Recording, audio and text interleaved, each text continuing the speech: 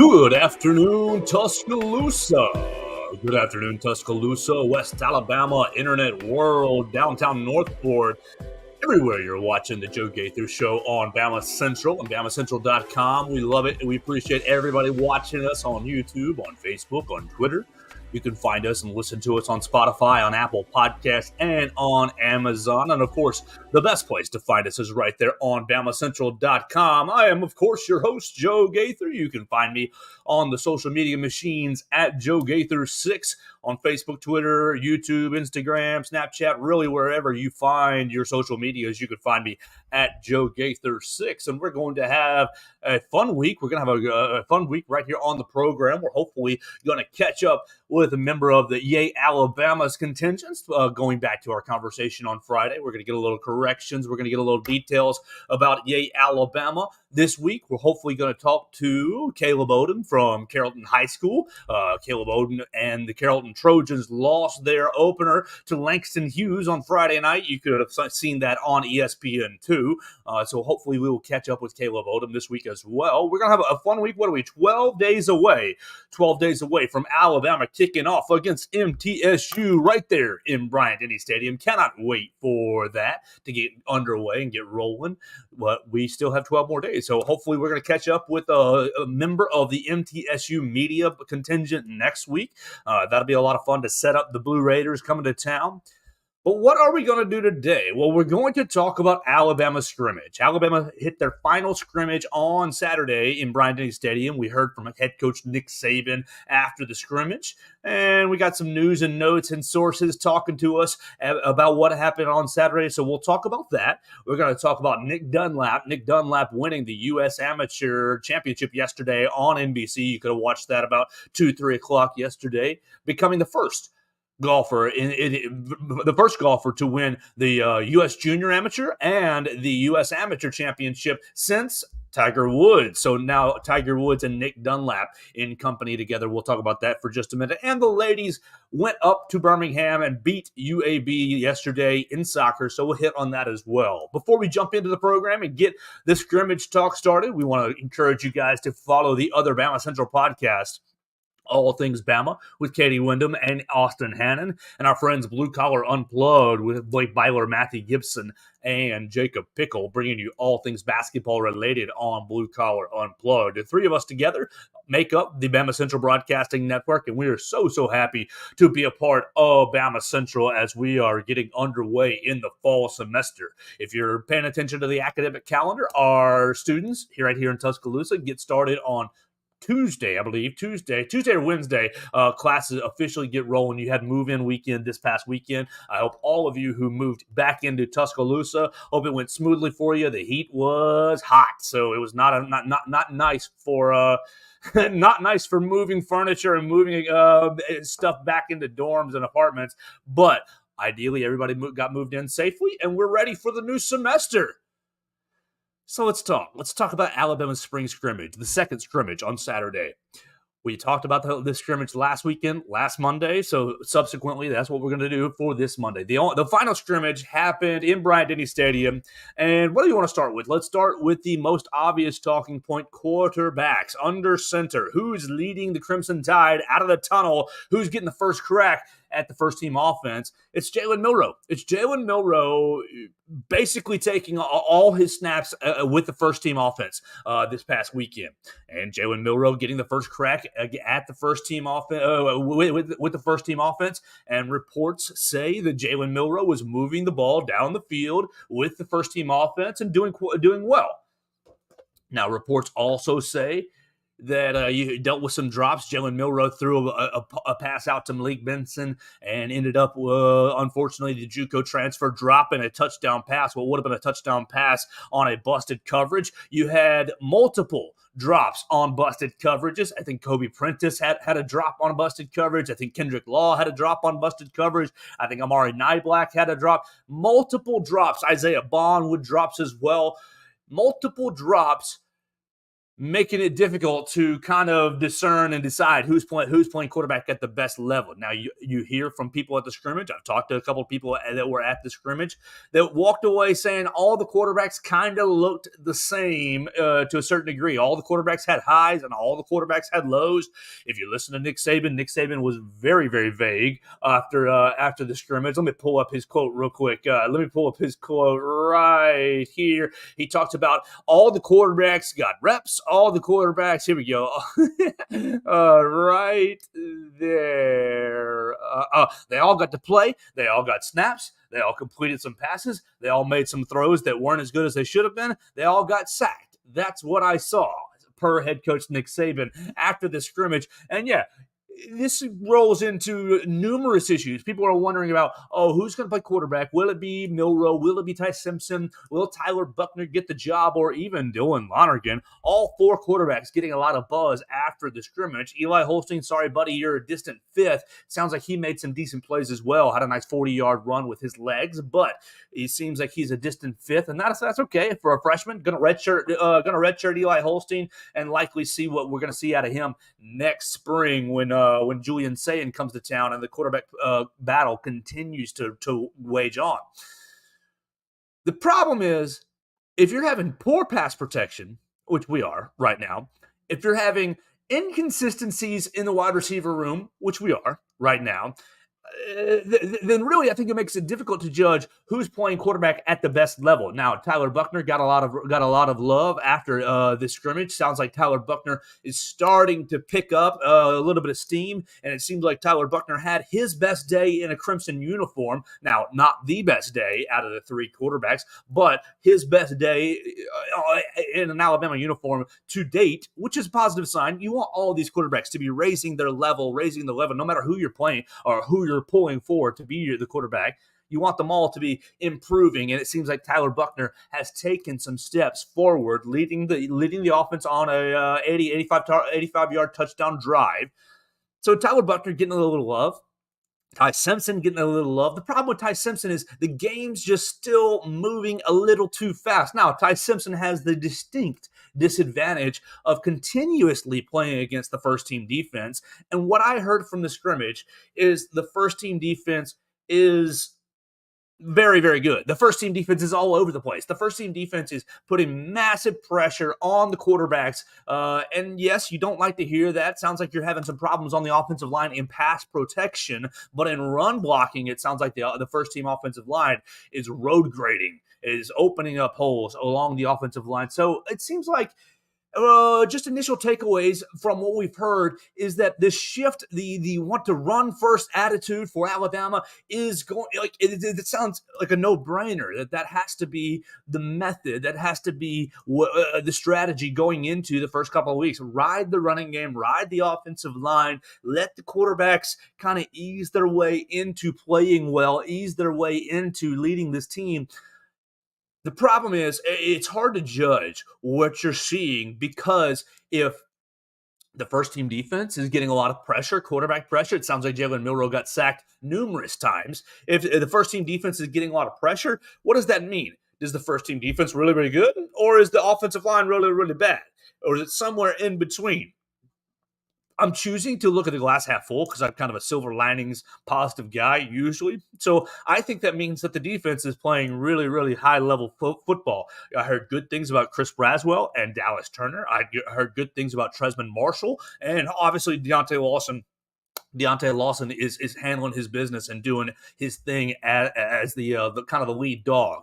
I heard great things about Tim Keenan. Your first team defensive line was Tim Keenan, Justin Aboigbe, and Jaheim Otis. The three of those guys seem like they're really coming along. Obviously, you guys all saw Jaheim Otis last year. Every single week, a little bit better. And Jaheim Otis seems like he is just, Jaheim Otis seems like he's got that fire in him to never, ever really, seems like he's intrinsically motivated at a high level to continue to, I mean, obviously you come to campus, you lose a bunch of weight, you reshape your body, you work your way into a starting role last year as a freshman, and it seems like he's still just not satisfied, which I love. It seems like he's still just developing himself from a strength perspective, from a motor perspective, perspective, from an understanding perspective. And it sounds like Jaheim Otis is really, really coming along. And I'm excited. I'm excited to see Alabama with ideally a dominant defensive lineman. It's been a hot minute since Alabama's had a really dominant defensive lineman. Obviously, Christian Barmore had his moments, but inconsistent. And you had, what was it? Quentin Williams was probably your last dominant defensive lineman. Imagine if we can get somebody in that realm, in that talent realm. So it's hard to judge. With that being the context, it's hard to judge your quarterbacks when your defense is playing really well. You're not getting a ton of support along the offensive line and in the wide receiver room. It sounds like not everyone's struggling with drops specifically, but it sounds like everyone's struggling with the inherent drop from here or there. You had a report that Benson had a drop, that Bond had a drop, that Law had a drop, that Nyeblack had a drop, but none of them having multiple drops. The issue is it's just hitting at the wrong time. It's hitting it. Kendrick Law had a touchdown pass go through his hands. Malik Benson had a touchdown pass go through his hands. If you're having drops, I mean, yeah, it's not an interception. Great. But if you're having drops, you are basically nuking your offense. To have a throw, I'm throwing it 6 yards to whoever, Johnny Football, and it hits him in the hands or it hits him somewhere in the catch radius, and he's having a drop. It's a dead play. It's a dumb play. It's as good as, I don't know. It's as good as a negative rush, really.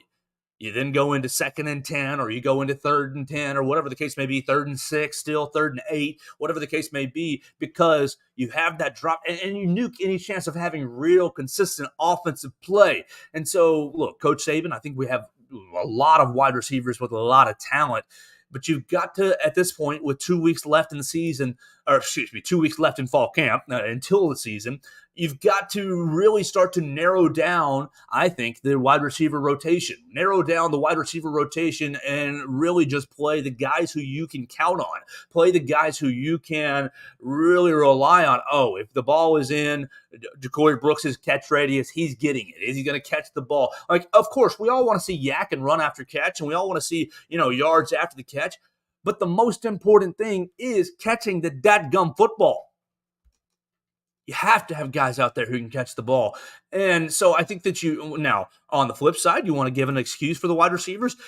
Having 4 different guys throw you the football across fall camp isn't always the easiest thing, because you got 4 different guys with 4 different release styles, with 4 different spin rates, with 4 different velocities, with 4 different ideas and mindsets on where and how the ball should be delivered. And so you're starting, in my opinion, to have a little bit of an issue, like leaving the competition wide open, leaving the quarterback competition wide open. I think it's creating just a little bit of an issue consistency-wise along the offensive line in pass protection and out in the wide receiver room as far as receiving the ball.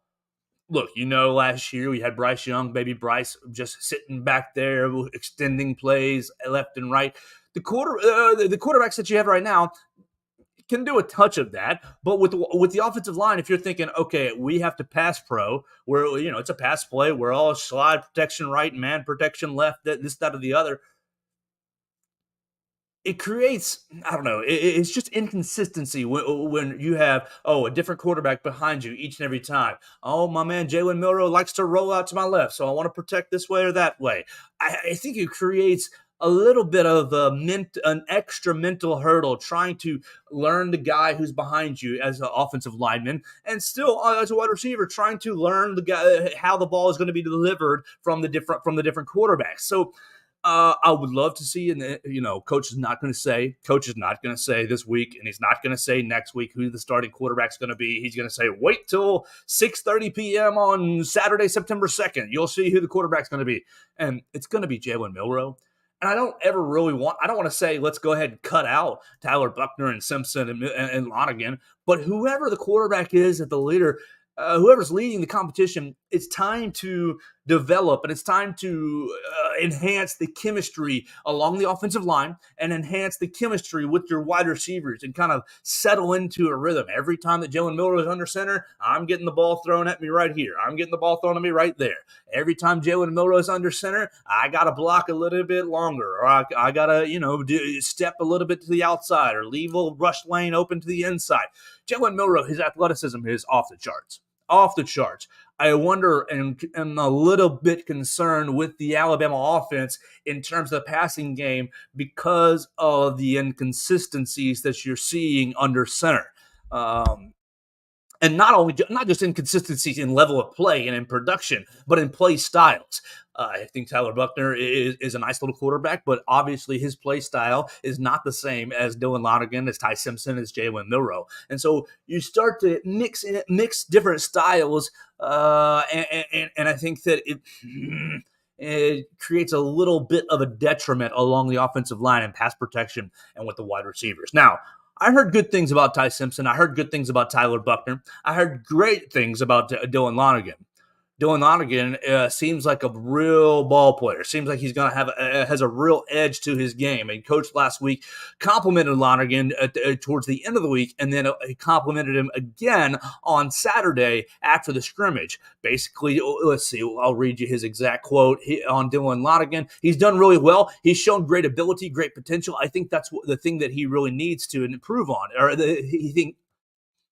Reading 101. Sorry. He's done really well. He's shown great ability, great potential. I think that's the thing he needs is experience. Everyone says, what's experience? What is your ability to self-assess? I have better ability to self-assess right now than I did when I was 18 years old. How do you learn to do that? Through experience. You have experiences, you make mistakes, you mess up and say, well, I'm never going to do that again. That's how you learn to progress. So he's a talented guy and certainly a guy that we want to continue to try to develop, but he's done a nice job so far through camp. Dylan Lonergan, everybody that you talk to about the quarterback position comes away and says, oh, that Dylan Lonergan, I think he might have your best arm talent right now in the room.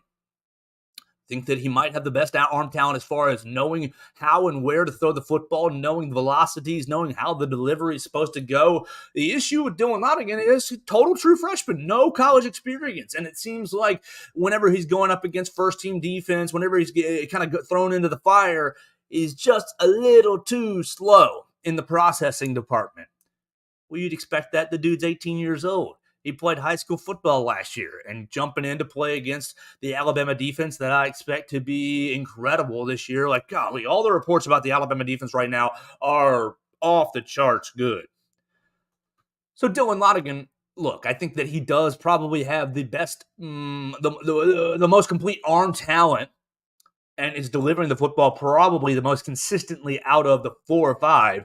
The problem is I don't know that he is really ready to take the Alabama playbook and run with it. I don't know that he's ready to take the Alabama playbook and make adjustments along the line of scrimmage, to recognize what defenses are trying to do to him at this stage in the game. Now, does that mean that he's completely out of it? No. I think that what you're going to see through these first 4 weeks is the quarterback battle will continue through the MTSU, Texas, USF, and who's the other bum team that you're playing? Kent State, is that it? Oh, goodness gracious, I'm losing my brain. Alabama football schedule. You're playing South Florida. Did I not just say that? I did just say that. MTSU, Texas, South Florida, and then Ole Miss. Okay, yes, I totally made up one more team. I was totally off base with one more team. So yeah, I think your quarterback battle is going to go through the first 3 weeks, and by the time you're playing Ole Miss right here, September 23rd, it's going to you're going to see something more settle in. I think you're going to see more of here is it's over by now, and this player is going to carry us through the SEC season. So what do we have with the quarterback position? Look, I hear detriments. I hear people all the time. I fielded comments this week. Alabama doesn't have a quarterback over the weekend. I think that we do have a quarterback. I think that we have 3 or 4 quarterbacks who can actually win and play.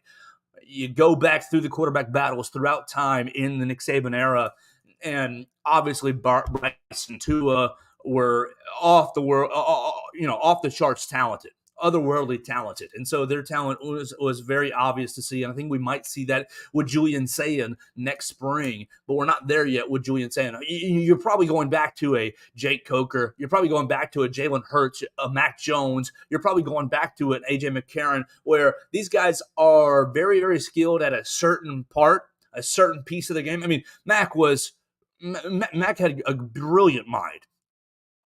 Many of you know, if you follow my program or if you follow me, that I haven't always loved Mac Jones from a skill set perspective. I don't always think that his place in the Alabama history is correct based on, just his talent level. But Mac Jones, his mind was his experience. Everything was so slow for him in that 2020 season. His experience, but he gave him the ability to read defenses and get Alabama into the right plays. And then he had adequate arm talent to execute after the snap. Now, he also had probably the best offensive line and the best running back and one of the best wide receiver and rubes in Alabama history to play with, but that's no knock on him. He was able to utilize it and produce at a very, very high level. Obviously, he was, third in the Heisman Trophy voting that year? I don't know that he was overly skilled like Tua or like Bryce, but his mind, the mental aspect of the game it was very, very strong. And so you think, okay, what else? Jalen Hurts. Jalen Hurts, obviously, great leadership ability and really tough runner, very athletic. But let's be honest, his Alabama arm talent left some to be desired. Left a lot to be desired at times, obviously. He was a great starting quarterback, led Alabama to 2 national championships. He got the job done at a college level, at a high level. And obviously, you'd love to see him, when he walked off the field against Deshaun Watson, Alabama had the lead. You would love to have seen him win that national championship game. But Jalen was overcoming deficiencies as well. Jalen was a very talented runner and had a cannon for an arm. Obviously, you've seen him develop his arm through the years while at Alabama, at Oklahoma, and in the NFL. You've seen him develop the ability to read a defense through the years. But at the time that he was in Alabama, 16 and 17 and a little bit of 18, he was really had deficiencies. He had passing game deficiencies. Let's just be honest. You go back, A.J. McCarron had a little bit of deficiency, not as athletic, but a great arm. No, a good arm, but also had the leadership kind of qualities that Mac Jones did. Leadership qualities and had the ability to kind of just slow things down and had the killer instinct. Let's talk about Jake Coker. Jake Coker won a national championship with deficiencies. These quarterbacks, look, save for Bryce Young and a little bit of Tua, like these quarterbacks have always had a little bit of deficiency. Blake Sims was a brilliant runner, but not always the best passer. Lane Kiffin was able to scheme Amari Cooper open left and right and all over the field, and they were able to get the job done. Blake Sims obviously didn't turn into an NFL quarterback, and Jake Coker, same thing, didn't turn into an NFL quarterback. Jake a little bit left some to be desired on the athleticism side, but had a cannon for an arm and was a great leader, had great maturity, had a nice level head about him. So you take the qualities, the positive qualities. Greg McElroy, for example. Greg, obviously we love you, Greg. 2009 national championship. Thank you so much for your services. But as a quarterback, had deficiencies. Not always the best arm, sneaky athletic, sure, but mostly operated the game best mentally for Greg McElroy. Alabama has operated throughout the Nick Saban era with quarterbacks that have deficiencies. So people who say, oh, Alabama doesn't have a quarterback going in this year. Okay, they don't have a perfect quarterback. They don't have a prospect that's looking like the number 1 pick in the draft next year. I'll agree with that. That's very fair. Ain't no Bryce Young rolling off the bench right now. But Jalen Milroe, think about each of the guys have talent or have an aspect of their game that can be leaned on and utilized for success, for great success. Jalen Milroe, all right, you'd love to see the passing mechanics get a lot smoother. You'd love to see him be a lot more accurate. You would. Yes, he's got a little bit of I'm placing the football, I'm throwing the ball like darts.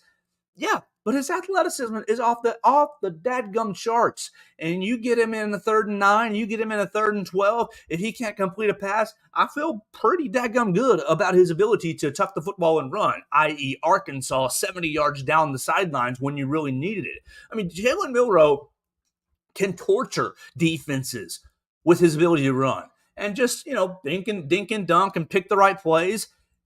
His deficiencies are not deficient enough to keep him off the field. Now, the main deficiency that everyone has to avoid is turnovers. Main thing, don't turn the football over. Let James Burnip, who had a great day on Saturday, boom these punts down the field. If we can't move the ball, all right, fine. If we can't move the ball, we got to end, the Coach Saban saying, end every drive in a punt, in a kick, in a kick is what he said. End every drive in a kick, whether it be a punt, an extra point, whatever the case may be, or a field goal op. End every drive in a kick. Cannot turn the football over.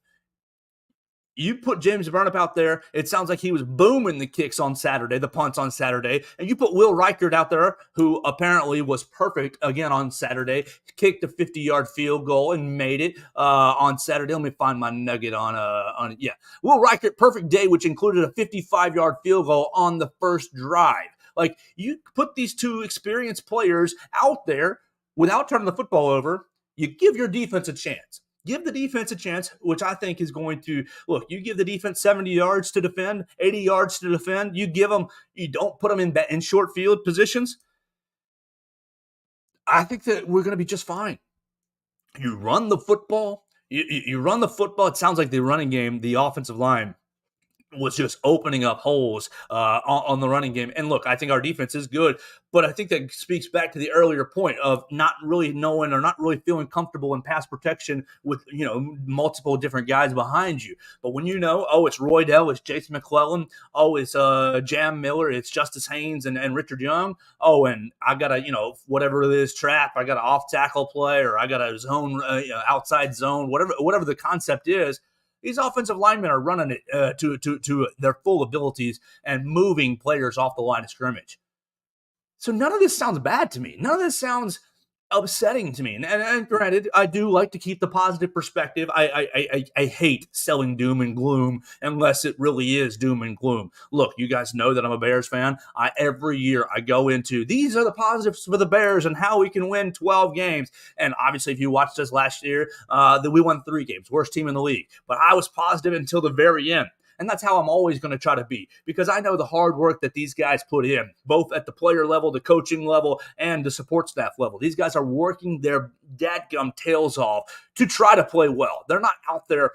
They're not out there messing around. I really strongly feel the Alabama on the front of their chest really means something. And if it doesn't mean anything, I think that at least these guys want to acquit themselves very, very well. They don't want to hear the hate on social media. They don't want to hear the negative talk on social media.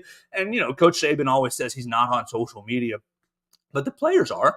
They want to play well for you. They want to perform well for you because winning is always more fun than losing. Coach Saban talked about it. What's fun on Saturday? Winning is fun.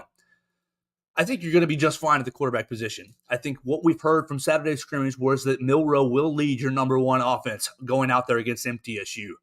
After talking to people on Saturday, I won't be surprised if in the first 3 weeks, MTSU, Texas, and that USF game, you see a little bit of all 4 quarterbacks. The only reason you wouldn't is if Milroe comes out in that first drive and just leads you right down the field. Boom, boom, boom, boom, boom, boom, boom. And then the second drive, right down the field. Milroe leads you right down the field. If you don't see that kind of level of production against MTSU, which would surprise me, then I think you will see a little bit of all three at least, and maybe even a 4th quarterback in Dylan Lonergan. Now, you play Texas the next week, and Texas is coming for your neck. They are. They're coming for your neck, and they're trying to overcome. They're trying to get some revenge from last year's loss. They're trying to put themselves on the map with a big old win in Tuscaloosa. You've heard me talk about the Texas game. Do I want to win it? Absolutely. You're dead-gum right. I want to beat Texas. I do. But does beating Texas or losing to Texas affect what's going to happen down the line in the college football playoff? No. If you win the West, if you go through the West and you you win the West, you win the SEC championship, you are in the college football playoff, even if you have a 1 loss to Texas. I think you still need to be, using those snaps and using that game to make sure or to find out who's going to be the quarterback all year long. You think back to the Ole Miss game here in Tuscaloosa in 2016, where Cooper Bateman starts, and obviously you got the stupid wild play, or I think it was Chad Kelly gets sacked and he throws it up, and the Ole Miss receiver catches it on like 3rd and 18 and runs in a touchdown, like a stupid wild play, right? Instincts that Alabama lost that game. But throughout that game, you saw, boom, Jake Coker stole the job, or really claimed the job. And really, if that game had been another quarter long, one more quarter long, Alabama wins. I feel very confident in that. And so if that's the case, if that's what plays out against Texas, if you lose the game, but you find who your starting quarterback is, I think it's not really going to be that big of a loss. You go to USF the next week, you beat USF, and then you start to roll through your SEC schedule. And what you want to do, make sure you win the West. That's the number one goal. Win the dadgum West. Obviously, okay, baseline, and we'll scale it back. Number one goal is beat Auburn. And then number 2 goal is to win the West. Number 3 goal, after you won the West, after you beat Auburn, after you won the West, win the SEC championship. After number 4 goal, get to the college football playoff. And then after that, you're rolling the dice. Obviously, national championship is the very top goal. But you get into the college football playoff, you give yourself a chance. I don't want to throw the Texas game. I don't. That's not what I'm trying to say at all. That is not what I'm trying to say at all. What I'm trying to say is the fact that you need to use these 3 weeks, MTSU, Texas, and South Florida, to find and secure who's going to be the starting quarterback. And I think right now, after the Saturday scrimmage, the guys are still pretty close together. I know last week after the first scrimmage, I said that Jalen Milroe's taking a step forward, but I said we're still on the back straightaway. I think Jalen Milroe still has a little bit of a lead on all 3 of them. And while we're not quite on the back straightaway anymore, we are on that, that third turn. We're in the third turn. We've got to figure it out as we come down the back stretch in the next 12 days. So Jalen Milroe is going to be your starting quarterback. But I think and I feel like you're going to see at least all 3 quarterbacks in that first game, and likely more through the first 3 weeks. Yes, you want to beat Texas, but really the best thing, the most important thing in these 3 weeks is to solidify who's going to play along behind center throughout the rest of the year. Who's going to lead you through the SEC schedule? And we'll find out. Do I like Jalen Milroe as the option? I still do. I like the buzz that you're hearing from Dylan Nonigan. Anytime that you hear this player had a positive day, that player had a positive day. Look, I'm not pulling for or against any of these quarterbacks. I want Coach Saban and I want the Alabama offense to be operating at a very, very high level. So whoever can take the reins, that's what Coach Saban wants. Grab the bull by the horns. I think you're still waiting on one of the quarterbacks to kind of really do that. And while that's a little concerning, I still think you have some time to grab that bull by the horns. All right, let's move on. Quarterback talk is fun, but let's move on. We've went 30 minutes on quarterback talk. Woohoo! We're going to talk about the offensive line. The offensive line was a little bit different over Saturday, and so look, what do you have along the offensive line? Here's your updated first 5. Caden Proctor on the left side, left to right. Caden Proctor, Tyler Booker. Ooh, that's a change. Seth McLaughlin, Darian Dalcourt, and then J.C. Latham.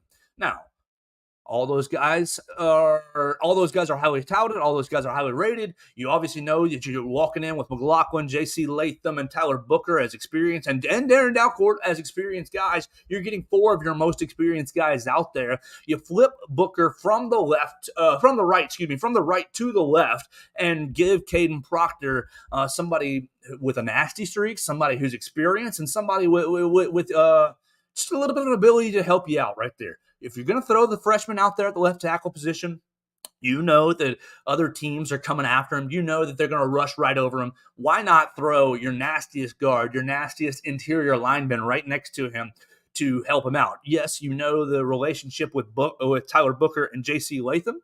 Obviously, those 2 guys, high school teammates, and there was a little bit of a school of thought that you pair them both up on the right side.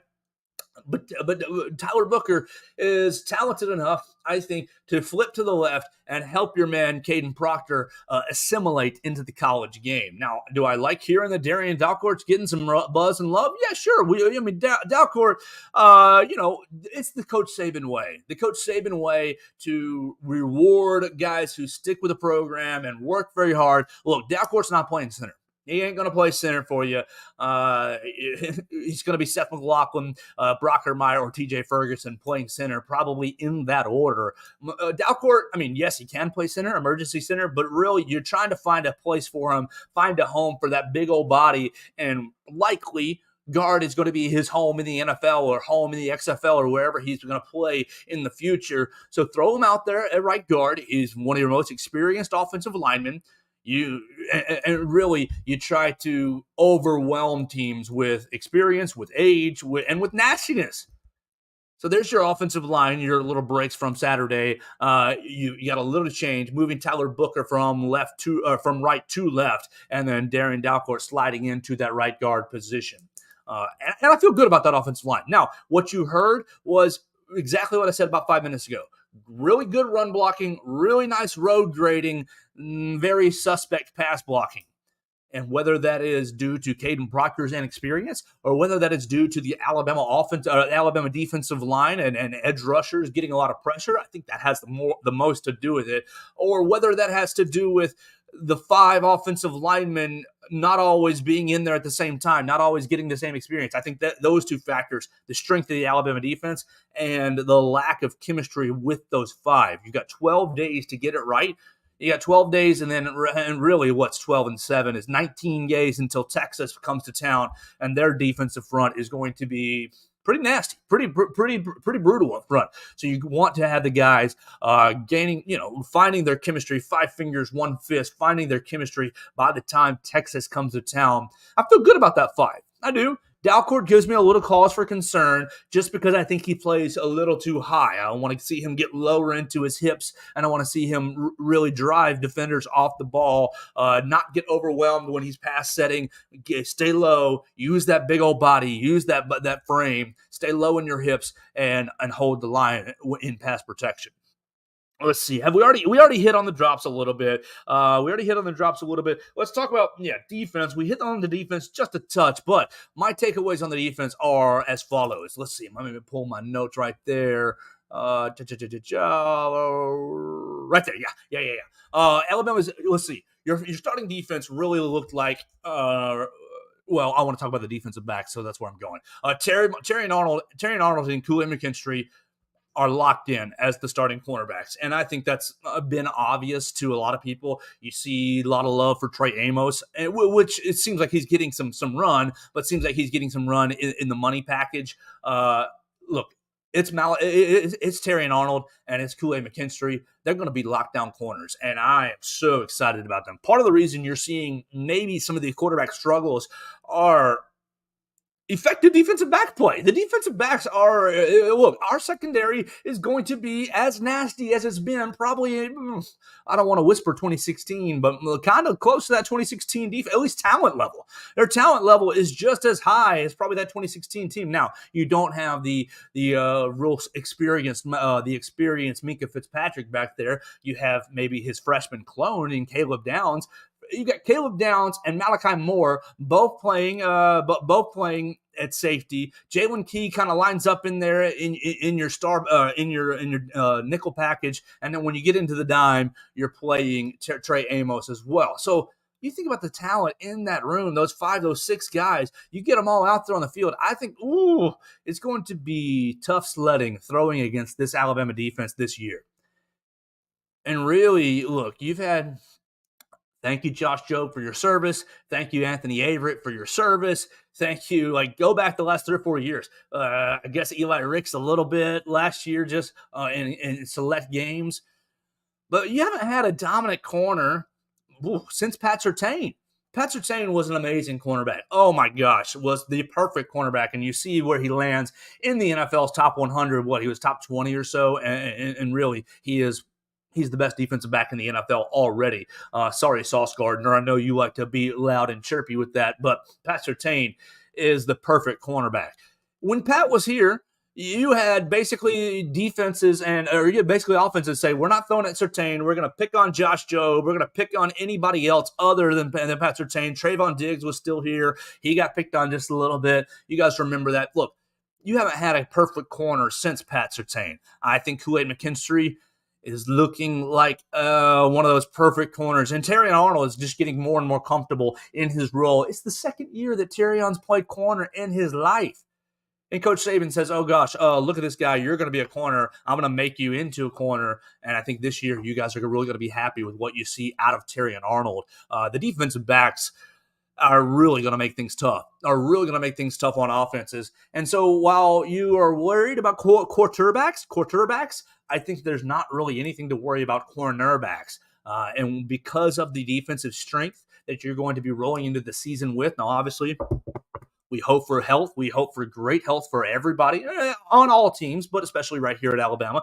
If the health stays intact, then I think you're really going to see an Alabama team, the Alabama Anaconda. We talked about it last week, just slowly choking the life out of other teams. The defense basically being a brick wall where the offense pounds away. And yeah, your first quarter might be 10-0 or 10-3, and then your second quarter might be 24-10 or something like that. But by the time you're in that third and fourth quarter, you're seeing the Alabama Anaconda choke the life out of other teams, and you're looking at a 38-17 final score. You're looking at a 45-17 final score, and you're like, wow, how did Alabama blow them out? It never felt that. It never felt like a blowout, but just slowly over time, the defense just clamps down, and the offense does their job and really hammers away and scores points throughout the game. I think the Alabama Anaconda will be back this season. All right, so that's really going to do it for my scrimmage talk. You can read about it right there on BamaCentral.com. My man Austin Hannon also taking away lots of sources and talking to a lot of sources, getting some intel on BamaCentral.com. The way I want to finish this program is highlighting two victories for Alabama over the weekend. Obviously, no score kept in the scrimmage, and we don't care who wins or loses. I feel like the defense did win the scrimmage, but what's the big deal? At the end of the day, everybody knows Alabama wins the scrimmage. What did happen over the weekend was Nick Dunlap. If you guys are not golf fans, that is A-OK. Look, you guys all know Justin Thomas, and we love him. We're hopeful that his game gets back into shape, and we're waiting to see if he gets selected on the Ryder Cup team or not. I kind of think he's going to be left out. But you all know Justin Thomas and the success that he has had. The next great Alabama golfer is right there on the rise. We had Cannon Claycomb on the program maybe 3 weeks ago, and if you missed that, you can see it on YouTube, on Facebook, Twitter. You can listen to it on all the podcast platforms, Spotify, Apple Podcasts. Cannon Claycomb joined us about 3 weeks ago to talk about Alabama golf, and he talked about Nick Dunlap quite a bit. Nick Dunlap last year as a freshman dominated SEC SEC all-freshman team. This year, he has had a great summer schedule, and what did he do? He won the 123rd U.S. Amateur Championship. He became the second golfer in the history of golf to win both the U.S. Amateur and U.S. Junior Amateur Championships.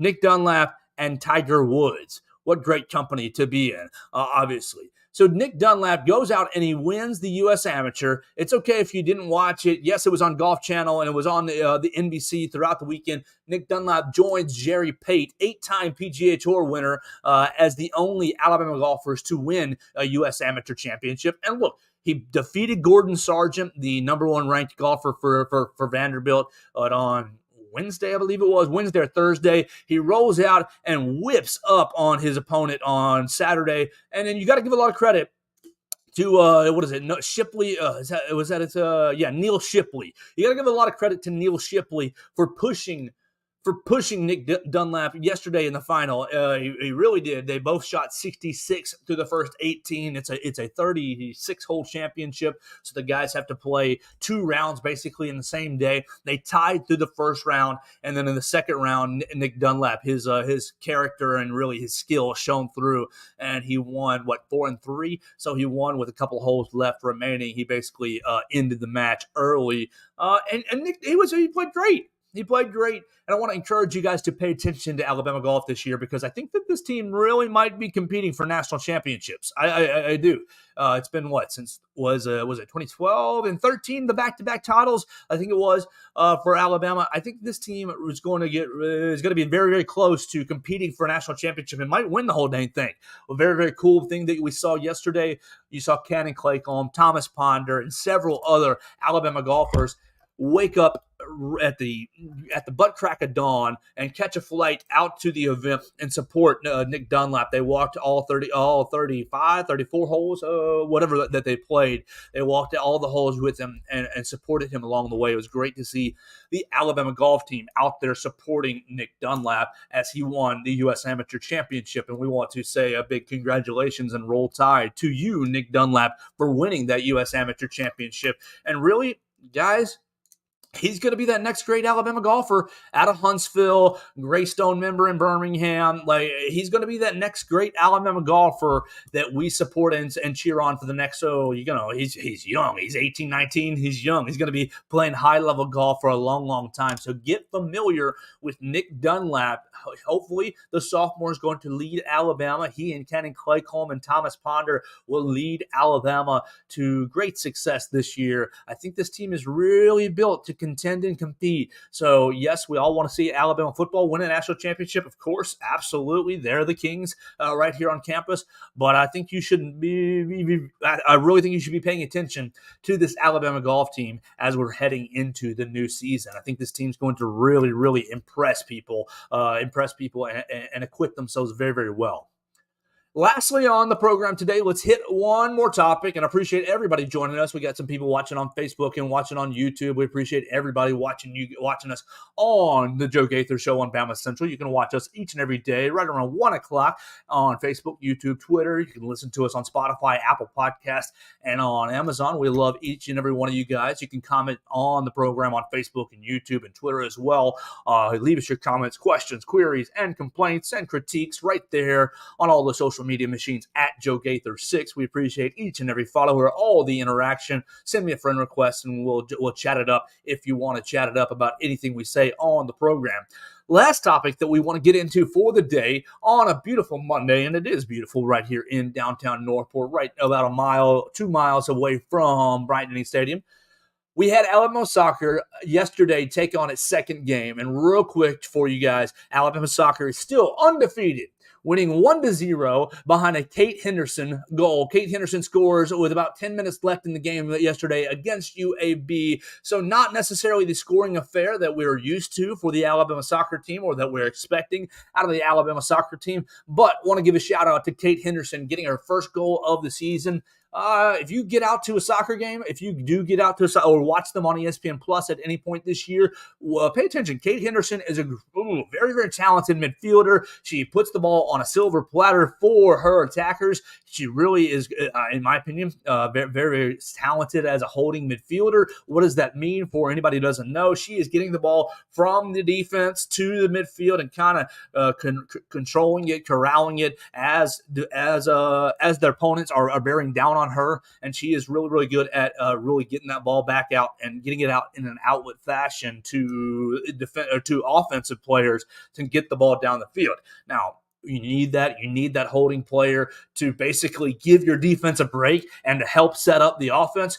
Yesterday, she turns in her first goal of the season for Alabama soccer. The soccer team now 2-0 after defeating DePaul last Thursday and defeating UAB yesterday. They'll be back in action up in Nashville on Thursday. They'll be in Nashville on Thursday taking on Lipscomb. I'll remind you, next Sunday, the 27th, is the next time that Alabama soccer will be in town right here at Alabama Soccer Complex. You can watch them on the 27th against Memphis at 7 p.m., and we encourage you guys to do that. Get out there. It's a free event. You can cheer on Alabama soccer. It'll be a great way to start your academics, your Alabama athletic calendar. Get out there and support the girls. They're going to try to be going for, hopefully, that'll be 4-0. Hopefully they'll beat Lipscomb. I expect them to beat Lipscomb, and they'll be rolling in to Alabama Soccer Complex undefeated on next Sunday. So that's going to do it for my program today. I appreciate everybody watching us on the show. You can check us out on YouTube, Facebook, Twitter. Tell a friend about the program. Hit that little share button on all those platforms or repost on Twitter to expose us to a little bit more people. And then, of course, you can subscribe, rate, and review us on all those podcast platforms, Apple Podcasts, Amazon, or Spotify. Just hit that subscribe button and you will not miss a single episode. I am going to reach out to a member of Yay, Alabama to bring them onto the program. I believe we'll have Jay McPhillips, the executive director of Yay, Alabama, joining us later in the week. We're going to talk about things that I got wrong. There are definitely things that I got wrong on Friday. We're going to clear up some misconceptions about Yay, Alabama with Jay McPhillips. We're going to get educated and find out how we can get more people involved with Yay, Alabama and find out really just kind of what their goals are as an organization. Really looking forward and very grateful that Jay McPhillips wants to jump on the program. We cannot wait to have him, Mr. Yay, Alabama's executive director. We'll make sure that we put that out on social medias beforehand. So all you guys who are interested, or everybody who watched the Friday program or listened to the Friday program, can be informed. That'll be kind of part number 2 to our Yay, Alabama discussion. And we're going to reach out to Caleb Odom's people. We got some positive conversation last week before their game against Langston Hughes. He had a nice touchdown grab. Unfortunately, the Carrollton Trojans lost. We're going to try to get Caleb Odom onto the program as well, Alabama 2024 tight end commit. So that's going to do it for the show. Make sure you follow BamaCentral. Listen to our other BamaCentral Broadcasting Network podcasts, All Things Bama with Katie Wyndham and Austin Hannon, Blue Collar Unplugged with Blake Byler, Matthew Gibson, and Jacob Pickle. Subscribe to BamaCentral's YouTube channel so you're not missing a single press conference or a single show. We love you so much. Reach out to me on social media at Joe Gaither 6. Anywhere that you get your social medias. We'll be back on Tuesday for another edition of the Joe Gaither Show right here on BamaCentral and BamaCentral.com.